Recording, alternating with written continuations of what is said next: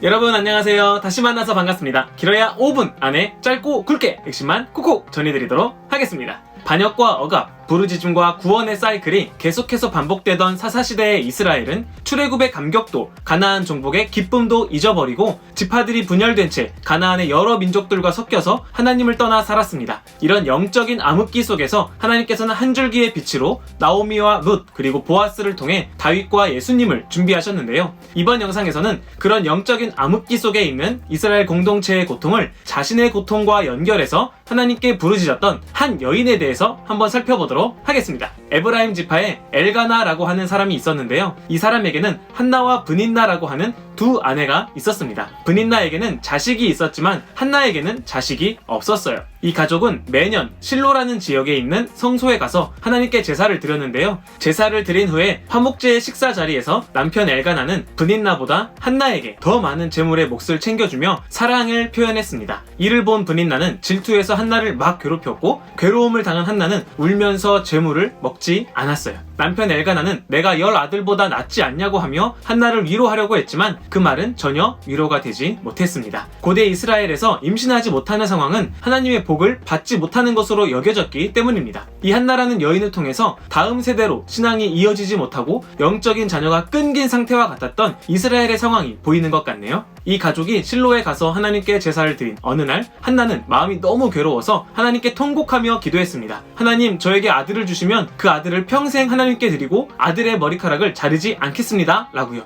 머리카락을 자르지 않는다는 말을 보니 삼손이 생각이 나죠. 그때는 이스라엘이 부르짖지 않았는데도 하나님께서 먼저 나타나셔서 삼손을 나시린으로 태어나게 하셨었는데 지금 한나는 먼저 부르짖고 먼저 자기 아들을 나시린으로 바치겠다고 기도하고 있네요. 그만큼 한나는 영적으로 깨어있는 사람으로 보입니다. 이 나시린 제도는 어느 일정 기간 또는 평생 동안 자신을 거룩하게 구별해서 하나님을 섬기는 헌신 제도인데요. 레위 지파가 아닌 다른 지파 사람들도 하나님을 섬기면서 이스라엘의 신앙이 가나안으로부터 순수하게 잘 지켜질 수 있도록 하는 것이었습니다. 한나는 단순히 브닌나를 이기기 위해서라든지 개인적인 만족을 위해서 아이를 낳기 원했던 것이 아니라 이스라엘이 더 이상 세상과 타협하고 물들지 않도록 태어날 아들을 나시린으로 바치겠다고 하는 것입니다. 한나의 애통함은 개인적인 애통함인 동시에 공동체를 향한 애통함이었네요. 너무 괴롭고 슬펐던 나머지 한나가 기도할 때 입술만 움직이고 소리는 나오지 않았습니다. 그 모습을 본 제사장 엘리는 한나가 술을 마신 것으로 오해했습니다. 제사장이라고 하긴 하지만 기도와 술 취함을 분별해내지 못할 만큼 영적으로 어두운 상태였던 것이죠. 이에 한나는 술 취한 게 아니라 너무 괴로워서 하나님 앞에 그 원통한 심정을 쏟아내는 것이라고 대답했습니다.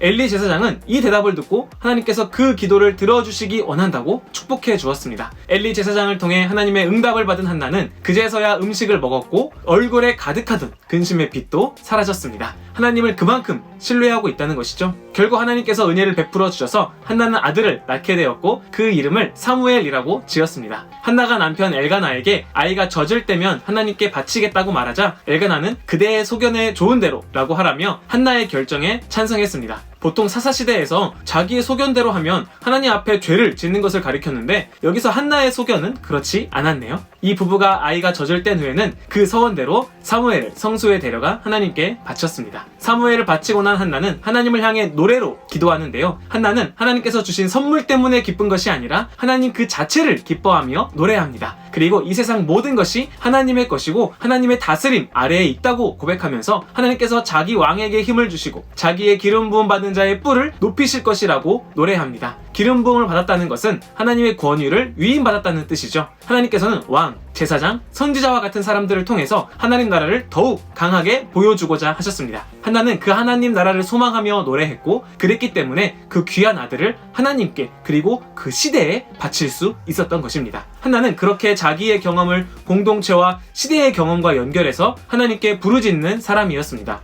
그리고 그 부르짖음은 정말 간절해서 말 그대로 말이 안 나올 정도였죠. 우리가 기도한다고 하지만 너무 힘들 때는 말이 안 나오고 마냥 울기만 하거나 한숨만 푹 나올 때도 있습니다. 하지만 하나님은 우리의 마음을 다 아시고 그 눈물과 한숨을 모두 기도로 들으신다는 사실 잊지 말고 하나님 앞에서 부르짖고 하나님 앞에서 한숨 쉬고 하나님 앞에서 눈물 흘리며 하나님 앞에서 마음을 쏟아내는 모두가 되시기를 주님의 이름으로 축복합니다. 아멘. 이 영상이 도움이 되셨다면 구독과 좋아요 부탁드립니다. 그럼 다음 영상에서 만나요. 안녕.